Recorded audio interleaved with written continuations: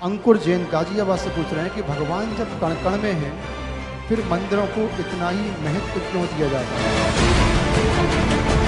बात हो पूजा पाठ की, क्या जानना हो जैन रीति और परंपराओं के बारे में, जिनके श्रीमुख से निकला हर वाक्य प्रतिध्वनि है जिनवाणी की, वो है जिन आगम के अथाह सागर परम पूज्य संत शिरोमणि आचार्य श्री 108 विद्यासागर जी महाराज के परम प्रभावक शिष्य वक्ता मुनि श्री 108 प्रमाण सागर मंगल चातुर्मास हेतु विराजमान है अजमेर राजस्थान में। जानिए मुनि श्री 108 प्रमाण सागर जी महाराज के श्रीमुख से जैन धर्म के ज्ञान से जुड़ी अपनी हर शंका का समाधान। जय बोलिए संत शिरोमणि आचार्य गुरुदेव विद्यासागर जी महाराज की,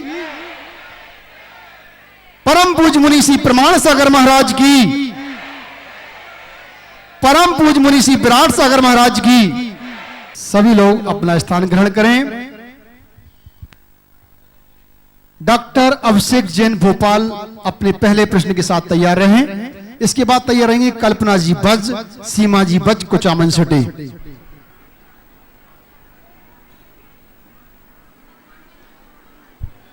नमोस्तु महाराज जी। महाराज, जब हम लोग पूजा अर्चना करते हैं और किसी ध्येय के प्राप्ति के लिए हम लोग माला फेरते हैं, ध्यान लगाते हैं, तो आंखें बंद करके हम क्या सोचें, क्या प्रक्रिया अपनाएं कि हमारी जो ध्यान हो, हमारी साधना हो, उसको बल मिले? बहुत अच्छा सवाल किया। देखिए, पूजा पाठ आराधना में प्राय आंखें बंद करते हैं। क्यों? आँख से हमारी बहिर्मुखता बढ़ती है, इसलिए जब हम नयन मूंद करके काम करते हैं तो वो हमारी एकाग्रता का कारण बनता है। अपने आप को अंतर्मुख करना हो, अपनी एकाग्रता बढ़ानी हो, तो आंखें बंद करके ही आप प्रार्थना करो, आंखें बंद करके ही ध्यान करो। अब सवाल है कि आंखें बंद करके हम क्या करें? तो जिनका आप ध्यान कर रहे हैं, जिनकी आप पूजा कर रहे हैं, जिनकी आप प्रार्थना कर रहे हैं, उनको अपनी आँखों में बसा लो। आप महावीर अष्टक पढ़ते हैं ना, क्या बोलते हैं? महावीर स्वामी नयन पथगामी भवत में। अपने नयनों में बंद कर लो, उनकी छवि को निहारो आँख मूंद कर। ऐसे भी आप देखते होंगे, अनुभव होगा, जब मनुष्य किसी के प्रति प्रेम और आत्मीयता से भर जाता है तो उस घड़ी में उसकी आंखें बंद हो जाती हैं, होता है। तो प्रेम और आत्मीयता से जब मनुष्य भरता है तो उसकी आंखें बंद हो जाती है। जब हमारे हृदय में भगवान के प्रति भक्ति और प्रेम के हिलोर उमड़ती है तो आंखें अपने आप बंद हो जाती हैं। तो नयन मूंदे, बाहर की आंखें बंद करेंगे, तब हिय की आंख खुलेगी, और जब हिय की आंख खुलेंगे तभी तुम्हें प्रभु के दर्शन मिलेंगे और तभी तुम अपने जीवन को तार सकोगे। कल्पना जी बज, कुचामन सिटी। आगे तैयार रहेंगी सीमा जी बज। नमोस्तु महाराज श्री। नमोस्तु महाराज श्री। मैं कल्पना बज, कुचामन सिटी से। कैसी विडम्बना है महाराज श्री कि जब दूल्हे की बारात चलती है तो दूल्हा पीछे और लोग आगे चलते हैं, और जब किसी की मौत हो जाती है तो लाश आगे और लोग पीछे चलते हैं। तो महाराज श्री, मेरी शंका ये है कि खुशी में लोग आगे और दुख में लोग पीछे क्यों चलते हैं? ऐसा क्यों? ऐसा है कि दूल्हे को बैंड बाजे से इसलिए लेके आया जाता है कि चिंता मत करो, हम सब तुम्हारे साथ हैं। तुम अकेले मूर्ख नहीं बन रहे हो, हम भी मूर्ख बन चुके हैं। इसलिए बैंड बाजा बजा करके दूल्हा को लाते हैं। और जब दुनिया से जाने की बात आती है तो सबको अकेला छोड़ करके चला जाता है जाने वाला है, इसलिए अर्थी को आगे रखते हैं और सब पीछे रहते हैं। और पीछे शायद इसलिए रखते हैं कि जाने वाला लौट के ना आ जाए। लौट के आएगा तो मुसीबत खड़ी हो जाएगी, इसलिए उसको पीछे रखते हैं। नमस्ते महाराज श्री। सीमा जी बज, कुचावन। आगे तैयार रहेंगे संजय जी पाटनी लाडनू। महाराज श्री के चरणों में मेरा बारंबार नमोस्तु। महाराज श्री, मनुष्य के जीवन में दायित्व व कर्म दोनों की क्या महत्वता है, और मनुष्य के जीवन में दायित्व और कर्म दोनों ही महत्वपूर्ण है, और मनुष्य अपने जीवन में निर्वाह किसका करे, दायित्व या कर्म का? देखिए, दायित्व और कर्म, कर्म शब्द से आशय है अपने घर परिवार की जिम्मेदारियां, या क्या अपना व्यापार धंधा? किससे आप कर्म से ले रही? घर की जिम्मेदारियां या तो घर की जिम्मेदारी को भी अपना दायित्व माने। मैं तो ये कहता हूँ, मनुष्य अपने व्यवहार में संतुलन बना करके चलना चाहता है तो जो भी करे उसे अपना दायित्व माने, पर उसमें कर्तृत्व का भाव न रखे। जीवन हमेशा सहज और शांत बनेगा। नमोस्तु महाराज श्री। संजय जी पाटनी लाडनू। गुरुदेव के चरणों में मेरा सादर नमस्तु। नमस्तु महाराज जी, नमस्तु। मेरा प्रश्न महाराज जी, मैं शिक्षक होने के नाते मैं एक प्रश्न पूरी जो भी लोग पढ़ाते हैं उन सभी के हिसाब से पूछ रहा हूँ कि हमारा जो मूल काम है वो पढ़ाना है, लेकिन आज सरकारी काम दूसरे इतने होते हैं कि वो भी काम हमें करने पड़ते हैं, और दोनों काम में अगर उनको नहीं करते हैं तो वो एक प्रशासनिक व्यवस्था से हम लोग अलग हो जाते हैं और पढ़ाई से दूर होते हैं, तो जो हमारा मूल काम है हम उससे दूर हो जाते हैं। तो हम ऐसा क्या करें कि हम दोनों में सामंजस्य स्थापित कर पाए, या हमारे लिए क्या मार्ग है? मैं तो इसे देश की व्यवस्था की विडंबना ही कहूँगा कि शिक्षक जिसका देश के निर्माण में सबसे महत्वपूर्ण स्थान है, उसे सबसे फालतू का काम दिया जाता है। सरकारें सारे काम शिक्षकों के माध्यम से कराती है, मुझे लगता है उन्हें सबसे फालतू शिक्षक दिखते हैं। मेरी राय में तो व्यवस्था में परिवर्तन होना चाहिए, और अन्य जो हमारे शासकीय प्रशासकीय कार्य है जैसे जनगणना या मतगणना या मतदान आदि से जुड़ी हुई, उनमें शिक्षकों को छोड़कर ऐसे लोगों को इन्वॉल्व करना चाहिए जिनका सीधे सीधे किसी के भविष्य के निर्माण से संबंध नहीं। बच्चों की पढ़ाई लिखाई बहुत ज़रूरत है, या तो फिर पाठ्यक्रम को इस तरीके का बनाना चाहिए कि वो 365 दिन के दिन साल में 10 दिन छोड़ दिया जाए और बच्चों को उसी तरीके से पढ़ाया जाए, पहले से उसकी छुट्टियां घोषित कर दी जाए कि ये 10 दिन की हमारी छुट्टियां होंगी, उन 10 दिन में शिक्षक गणों से इस तरह का काम किया जाए तो तालमेल बनता है। अन्यथा ये बड़ी विसंगतियां हैं और कई ऐसे कार्यों से शिक्षक अपना कर्तव्य पालन नहीं कर पाते। ये मेरे ख्याल से भारत में ही ऐसी विडंबना है, कुछ ही देशों में ऐसे होते हैं, जबकि शिक्षकों को सबसे ज़्यादा महत्व देना चाहिए। नमस्ते महाराज। सोनू जैन मुंबई। आगे तैयार रहेंगे महेंद्र सेठी लाडनू। नमोस्तु महाराज जी, नमोस्तु महाराज जी, नमोस्तु महाराज जी। मैं मुंबई से सोनू जैन। महाराज जी मेरा प्रश्न है कि धर्म में आगे कैसे बढ़े? धर्म में आगे कैसे बढ़ें? बस चलना शुरू कर दो, बढ़ने लगोगे। आगे बढ़ने के लिए कुछ करना थोड़ी है, जहाँ खड़े हो कदम बढ़ा दो, आगे बढ़ जाओगे। अब आगे बढ़ने के लिए क्या करें? हम इतना करें, हम उतना करें, मत सोचो, एक एक कदम चलना शुरू कर दो, अपने आप आगे बढ़ जाओगे। आज तुम जिस स्थिति में हो, जिस अवस्था में हो, वहाँ से देखो और ये सोचो कि मेरा पहला स्टेप क्या हो सकता, उसमें बढ़ो। उसको कर लेने के बाद ये सोचो अब सेकेंड स्टेप क्या होगा, उस पर चलो। स्टेप बाय स्टेप चलो, एक एक करके तुम हजारों मील चलने में समर्थ हो जाओगे, और हजारों मील की चर्चा करोगे तो एक कदम भी नहीं चल पाओ। श्रीमती इंदु जैन अशोकनगर। नमोस्तु महाराज जी। महेंद्र सेठी लाडनू। महाराज जी मेरा निवेदन है, आज इस भारतवर्ष में जो भी बड़ी बड़ी कंपनियां हैं वे अपने सामान को बेचने के लिए बड़े बड़े टारगेट छोटे व्यापारियों एवं बड़े व्यापारियों को देती है, और उन टारगेट को पूरा करने के बाद में उन व्यवसायियों को, उन व्यापारियों को कंपनियां मौज दिलाने के लिए बड़ी बड़ी होटलों में ले जाती है, बड़े बड़े पिकनिक स्पॉटों पे ले जाती है, और वहाँ उनका खान पान और व्यवहार ऐसा खराब होता है कि वो जैन समाज के लिए बड़ा ही अशोभनीय होता है। मेरा इस संबंध में निवेदन है कि जैन समाज के व्यापारियों के लिए आपका इसके में क्या मार्गदर्शन है? देखिए, आपने एक बहुत गंभीर मुद्दा उठाया, खड़े रहे आप। जैन समाज व्यवसाय प्रधान समाज है और बड़ी बड़ी कंपनियों का काम करते हैं। कंपनियां उनके लिए अलग अलग जगह पर मीटिंग्स करती है, कॉन्फ्रेंसेस करती है, उसमें जाना पड़ता है। नहीं जाते हैं तो आप व्यापार में पिछड़ते हैं, जाते हैं तो वहाँ पर दिए जाने वाले भोज में आपकी किसी न किसी प्रकार की अनुमोदना होती। आपने पूछा ऐसी दुविधापूर्ण स्थिति में क्या करें? मैं तो ये सोचता हूँ कि यदि सारे लोग संगठित रूप से प्रयास करें तो कंपनियों को भी कुछ परिवर्तन करना पड़ सकता है, और वो उन अभक्ष्य पदार्थों से ऐसे भोजों को दूर कर सकती है। या फिर जाए तो तय कर ले कि हम जाएंगे पर आपका कुछ खाएंगे नहीं, हमारा काम केवल कंपनी के कॉन्फ्रेंस को अटेंड करना है, खाने पीने का काम हम खुद कर लेंगे। ये एक बीच का रास्ता है। पहला प्रयास करें कि आप प्रेशर देके कंपनी को ही ऐसे इस कार्य के लिए बाधित करें कि वो जो कुछ भी कार्यक्रम करे वो शुद्ध शाकाहारी पद्धति से करे। और यदि इसमें संभव नहीं है, इसमें सफल आप नहीं होते, तो आप अपने आप को बदल लें।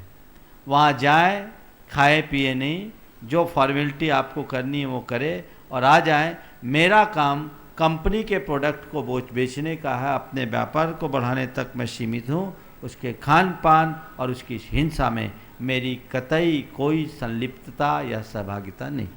नमस्ते महाराज। श्रीमती इंदु गांधी अशोकनगर आगे तैयार रहेंगी। हेलो, नमस्ते महाराज जी। मेरा प्रश्न है, आर्य का दीक्षा लेने में तो हम असमर्थ हैं, परंतु भावना है कि अच्छे श्राविका के पद पर चले, इसके लिए हमें क्या करना चाहिए? बस कुछ नहीं करना चाहिए, जो भगवान ने कहा उसको अपनाना शुरू कर देना चाहिए। फिर भी महाराज जी दोस्त कुछ भी ऐसा अपनी भूमिका के अनुसार अपने दायित्व का निर्वाह करते हुए सबसे पहले अनुव्रती बनो। व्रती जीवन जीकर संसार, शरीर और भोगों के प्रति निर्विन्नता, उदासीनता, विरक्ति के भाव जगाओ। मनुष्य के हृदय में जब तक वैराग्य नहीं प्रकट होता तब तक उसके आध्यात्मिक विकास की संभावनाएं नहीं बनती। तो अपने भीतर वैराग्य को जगाओ, सम्यक दर्शन की भावना भाव और भूमिका अनुसार धर्माचार्य में जितना आगे बढ़ सको बढ़ो। मुझतो में श्रीमती संध्या जैन जबलपुर।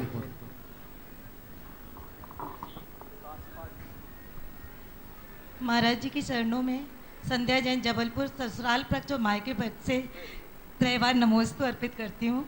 महाराज जी मेरा प्रश्न है कि कहते हैं जिसके जीवन में गुरु नहीं उसका जीवन शुरू नहीं, तो ये बात महाराज जी लौकिक गुरु के लिए कहा गया है या आध्यात्मिक गुरु के लिए कहा गया है? ये जिस संदर्भ में कहा गया है सच्चे अर्थों में देखा जाए तो ये आध्यात्मिक बात है। नमोस्तु महाराज जी। शोभा पाटनी पूना, राजकुमार काला भोपाल। नमस्ते गुरुवार। गुरुवार, आपने अपने प्रवचनों में कहा है कि संसार में दुखों की जड़ भूतकाल एवं भविष्यकाल है। मेरा प्रश्न यह है कि गुरुवार भूत से पीछा कैसे छुड़ाएं और वर्तमान में कैसे जिएं? मैं तो हमेशा कहता हूँ पास्ट पास हो चुका है उसे आप डस्टबिन मानो, पास्ट को डस्टबिन मानो, फ्यूचर को नोटिस बोर्ड की तरह देखो और प्रेजेंट को अपने सामने की टेबल मान करके चलो। जिंदगी में सफलता ही सफलता होगी। भूत से अनुभव लो लेकिन उलझो मत। हाँ। नमोस्तु गुरुवार, मैं शोभा पाटनी पुणे से बोल रही हूँ। आपको त्रैवार नमोस्तु नमोस्तु नमोस्तु। महाराज जी मेरी जिज्ञासा यह है कि मैं ऐसा क्या करूं कि मेरे सारा परिवार धर्म की राह पे चले, जिससे कि मेरे मन में थोड़ी सी शांति हो। आप अपने अंदर धर्म कर लो तो आपके मन में पूरी शांति हो जाएगी। और परिवार को जब तक धर्म में लगाने की चिंता करते रहोगे आप भी अशांत होगे, परिवार में भी अशांति होगी। ध्यान रखना, धर्म दूसरे करे हम भावना भाएं, पर किसी पर हम धर्म थोप नहीं सकते। नमस्ते महाराज। ये एक बड़ी कमी है खासकर महिलाओं में। महिलाएं इस वजह से ज़्यादा दुख आमंत्रित कर लेती है। वो चाहती जैसा हम हैं वैसे ही सब हो। तुम अपने विचारों से बदले हो, सामने वाला भी बदलेगा तो अपने विचारों के बदलो। सुनो पूरी बात, अभी आपकी बात नहीं, आप एक नहीं हो, अभी गिनूंगा तो 90% ऐसे निकलेंगे।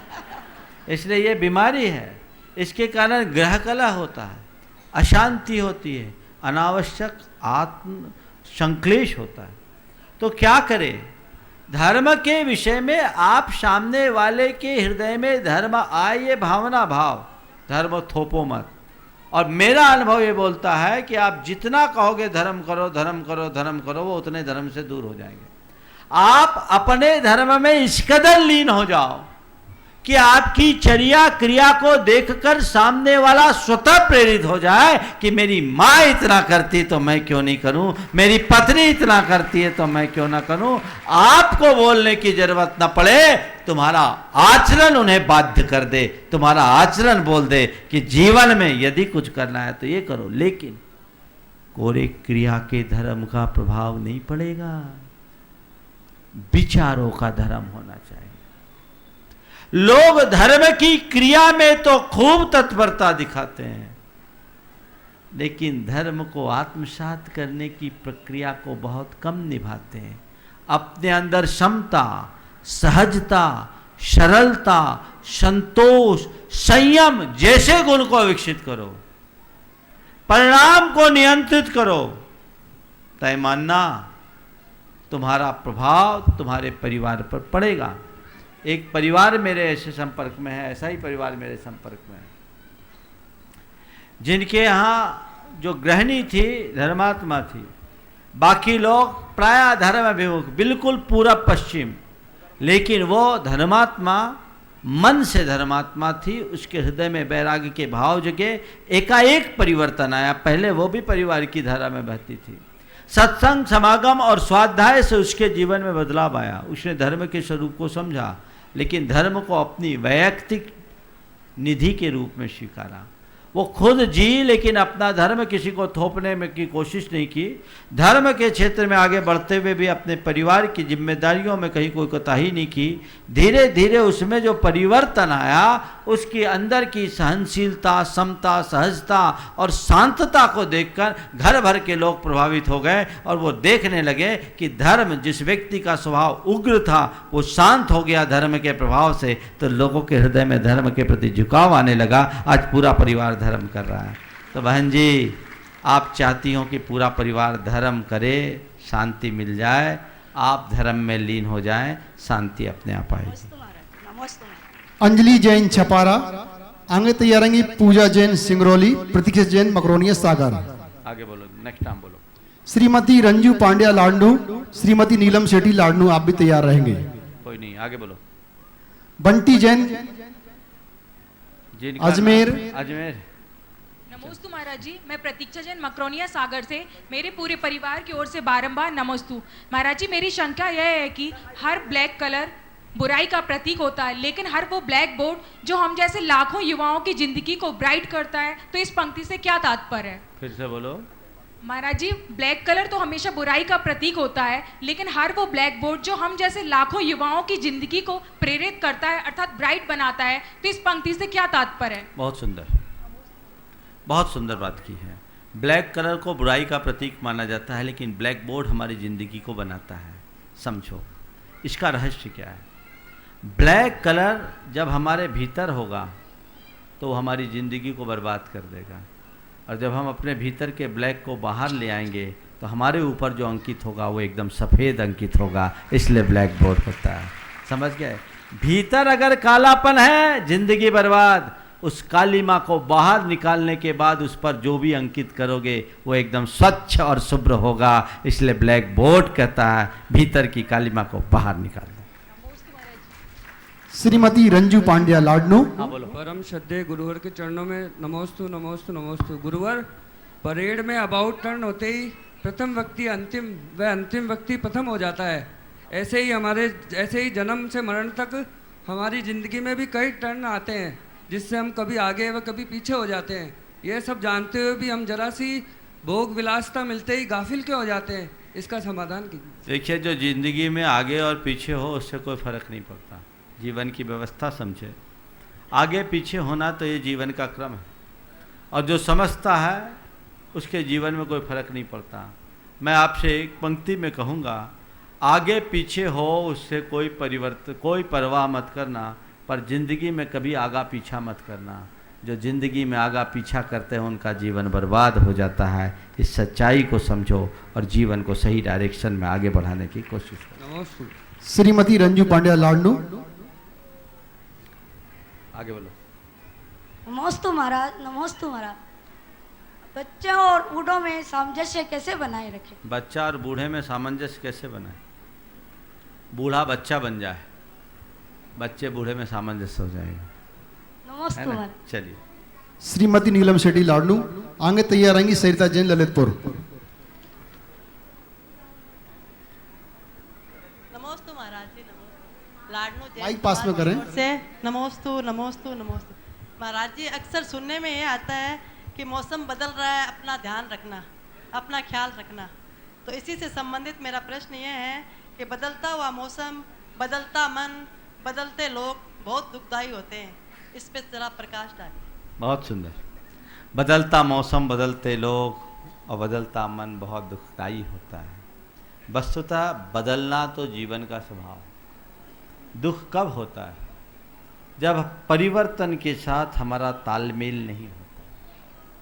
परिवर्तन हो और उसके साथ तालमेल हो तो ये बदलाव हमारे जीवन में ठहराव लाता है। लेकिन होने वाले परिवर्तन में तालमेल का अभाव हो तो ये बदलाव जीवन में भटकाव लाता है। उदाहरण देता हूँ, परिवर्तन। आप देखते हैं बसंत होता है, उससे पहले पतझड़ आता है।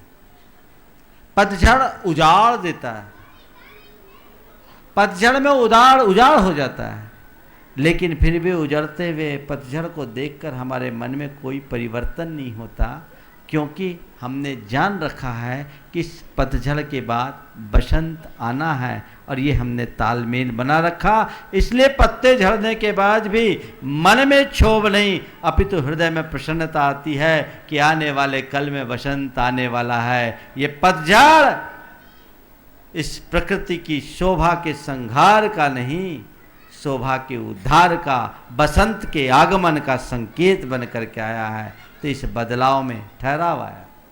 लेकिन यदि किसी व्यक्ति के रुख में परिवर्तन देखते हैं और उस परिवर्तन को उसके स्वभावगत परिवर्तन के रूप में हम मान लेते हैं, या उसके रुख के परिवर्तन को हम अपने नकारात्मक दृष्टि से देखते हैं, सामने वाले के रुख के परिवर्तन के साथ यदि हम अपने रुख में परिवर्तन ले आते हैं तो वो परिवर्तन, वो बदलाव हमारे लिए ठहराव बन जाता है। लेकिन उसने अपने रुख में परिवर्तन किया और हम अपना पुराना रुख रखें तो वो बदलाव भटकाव या बिखराव का कारण बन जाता है। तो यदि लोग बदलते देखे तो अपना नजरिया उनके प्रति बदल लो, जीवन संभल जाएगा।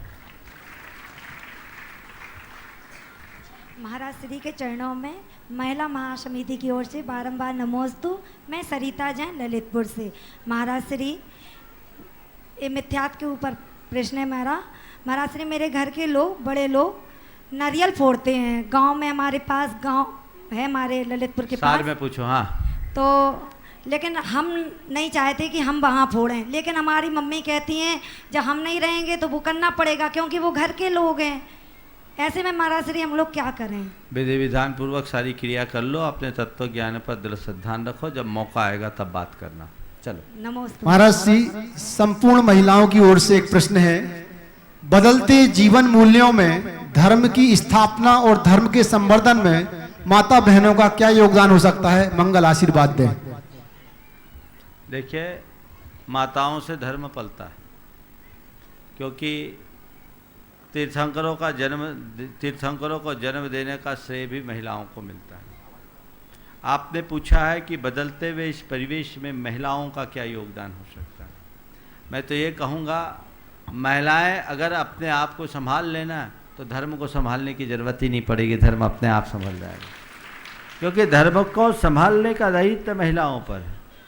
आज के समय में सबसे बड़ी आवश्यकता है वह है नारीत्व की सुरक्षा की। अगर नारीत्व सुरक्षित हो गया तो धर्म भी सुरक्षित हो जाएगा। ये नारीत्व की सुरक्षा को मैं बड़े व्यापक संदर्भ में कह रहा हूँ। आज सब तरफ से इसका अतिक्रमण हो रहा है। एक नारी यदि धर्मशील होगी तभी उसका नारीत्व सुरक्षित होगा, और जब वह स्वयं धर्मशील होगी तभी अपने घर परिवार में धर्म की स्थापना कर सकेगी, और जब घर परिवार में धर्म की स्थापना होगी तभी समाज में धर्म की स्थापना होगी, और जब समाज में धर्म की स्थापना होगी तभी हम इस बदलते हुए जीवन मूल्यों के दौर में अपने शाश्वत मूल्यों को ठहरा सकेंगे। इसलिए सार संक्षेप में तो यही कहूँगा कि हर महिलाएं अपने जीवन में धर्म को प्रमुखता दे, लेकिन वो धर्म केवल ऊपरी ताम झाम वाला नहीं, भीतर का वैचारिक धर्म। वो वैचारिकता अगर हमारे भीतर ऐसी विकसित होगी, निश्चयतः उसका सुपरिणाम आएगा।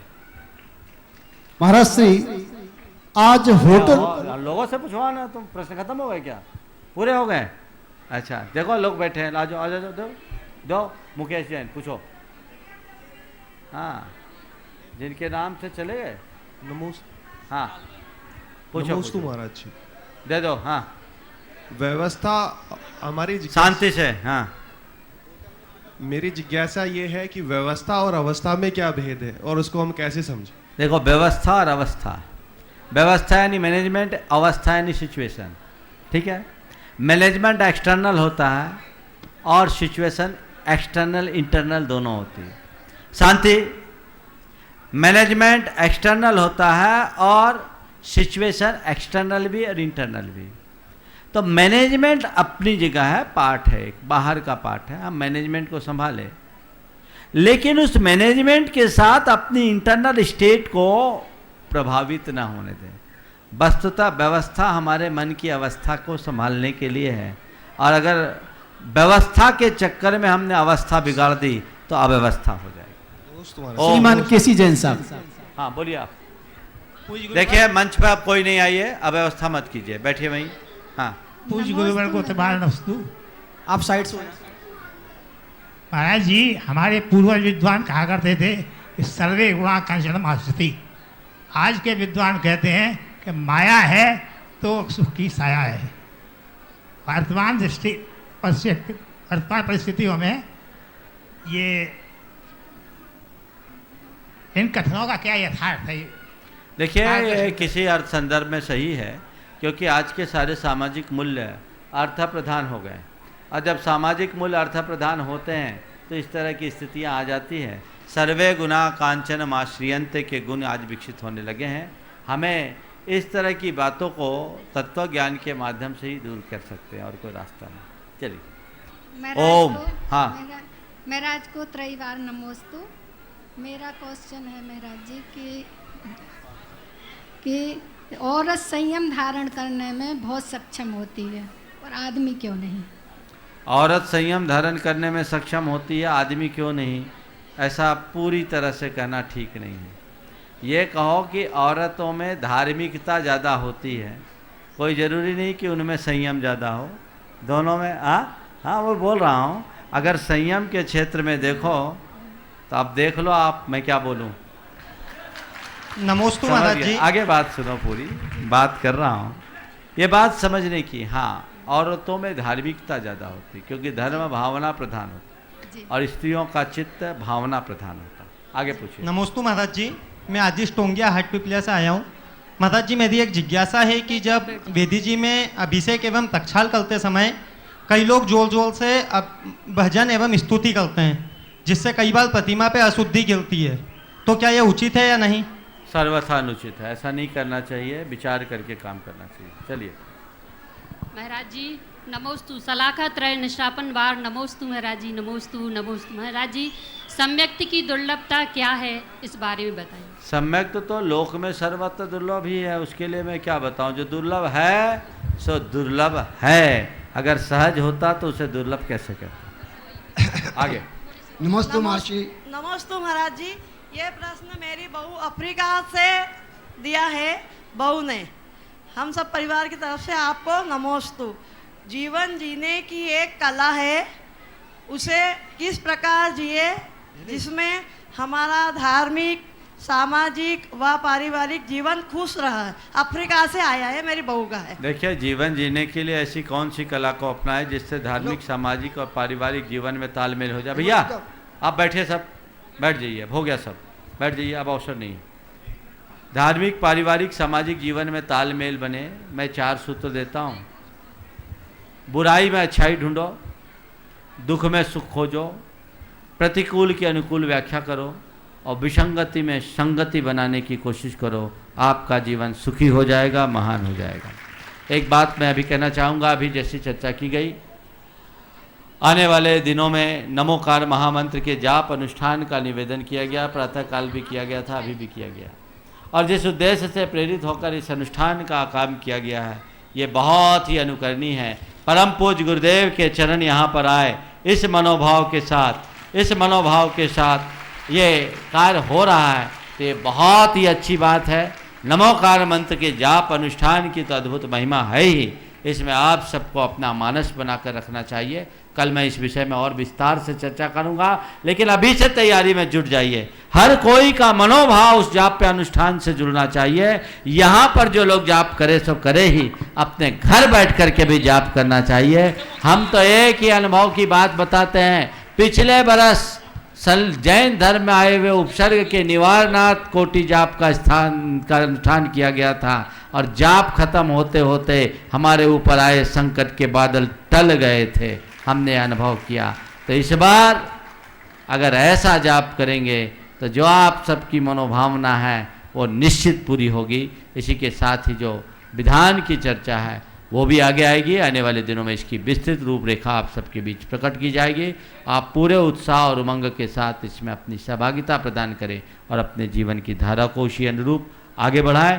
नमोस्तु महाराज जी, मैं ममता जैन लाडनू से मेरा प्रश्न ये है कि मन में संकल्प और विकल्प क्यों आते हैं, इनमें क्या अंतर है और इनसे कैसे बचा जा सकता है? देखिए, आपने देखा तालाब में या समुद्र में लहर क्यों आती है? जब अंदर हवा होती है। तो हमारे अंदर जब विकारों की हवा हावी होती है तो संकल्प विकल्प आते हैं। विकारों को शमन कर दोगे तो संकल्प विकल्प कम होंगे। चलिए आगे। नमोस्तु। पद्माई छाबड़ा लाडनू, अर्पित जैन ललितपुर तैयार रहेंगे आगे, अंकिता जैन पथरिया तैयार रहेंगे। बोलिए। नमस्ते गुरुवर, मैं पद्मा छाबड़ा लाडनू से, मेरा प्रश्न यह है कि गृहस्थ लोग सरस खाते हैं फिर भी उनका जीवन नीरस क्यों होता है, और मुनिराज लोग नीरस खाते हैं फिर उनका जीवन सरस होता है, ऐसा क्यों? बहुत अच्छी बात। बस दरअसल रस बाहर नहीं भीतर है। जिनको भीतर का रस मिल जाता है उनका जीवन सरस होता है, और जो भीतर के रस से वंचित रहते हैं वो कितना भी सरस खाए जिंदगी नीरस रहती है। आगे बढ़ो। नमस्तु महाराज, नमस्तु। मैं अर्पित जैन ललितपुर से समस्त माइक पास में लगाएं तथा परिवार की ओर से आपको बारंबार नमन करता हूँ। महाराज जी, मेरा प्रश्न यह है कि आलोचना पाठ में एक पंक्ति आती है जिसमें लिखा है, मेरे अवगुण नान चितारो प्रभु अपना विरद निहारो। इस पंक्ति का आशय क्या है? साथ ही साथ महाराज जी, मेरी भावना में एक पंक्ति आती है, दुर्जन क्रूर कुमाग्रतों पर क्षोभ नहीं मुझको आवे, साम्य भाव रखूं मैं उन पर ऐसी परिणति हो जावे। ये गृहस्थ अपने व्यवहारिक जीवन में यह कैसे संभव करे? देखिए, 2 सवाल की अनुमति नहीं, एक की अनुमति है। प्रश्न आपके दोनों अच्छे हैं, उत्तर एक का दूंगा। ठीक है। बात आपने कहा है कि मेरे अवगुण न चितारो प्रभु अपने विरद निहारो। ये भक्ति की एक अभिव्यक्ति। विरद का मतलब होता है गुडविल, बड़प्पन। भगवान, मैं आपकी बड़प्पन, आपकी विरुद्ध, आपकी गुडविल सुनकर आपके पास आया कि जो भी आपकी शरण में आता है उसका उद्धार हो जाता है, पतित भी पावन बन जाता है। तो मैं तो अवगुणों की खान हूँ, मैं अयोग्य हूँ, अपात्र हूँ, पापी हूँ, दुष्ट हूँ, दुरात्मा। आप ये सब मत देखो, आप तो अपना विरद संभालो। कि हमने ये सुना था कि पारस के संसर्ग में आने पर लोहा सोना बन जाता है। लोहा लोहा है, लोहे को कुछ फर्क नहीं पड़ेगा, लेकिन यदि पारस के संसर्ग में आने के बाद कोई लोहा अगर लोहा रह जाएगा, बदनाम पारस होगा, लोहा नहीं। कि ये कैसा पारस है जो लोहे को सोना नहीं कर पाता। इसलिए मेरे अवगुण न चितारो, मेरी दुर्बलताओं को ध्यान मत दो, अपनों विरद निहारो। क्या नाम है आपका? पतितोद्धारक कहलाते हो, मेरा उद्धार कर दो, नहीं तो आपकी गुडविल खराब होगी। नमस्ते महाराज। अनिल मुद्रालय जबलपुर, श्रीमती चंदा जैन बेगमगंज। नमोस्तु नहीं बोलेंगे, सीधा प्रश्न करेंगे। महाराज जी, संयुक्त परिवार में रहते हुए पहले एक बार नमोस्तु तो बोलो, संस्कार मत खो, इतनी हड़बड़ी नहीं। एक बार बोलो, 3 बार नहीं। हाँ? नमोस्तु महाराज जी, नमोस्तु महाराज जी, नमोस्तु महाराज। एक बार। हाँ। महाराज जी, संयुक्त परिवार में रहते हुए कैसे समता भाव रखें और कर्म बंधन से कैसे बचें महाराज जी? देखो, कर्म बंधन से तो कोई नहीं बचता, महाराज भी नहीं बच पा रहे तो तुम क्या बचोगे?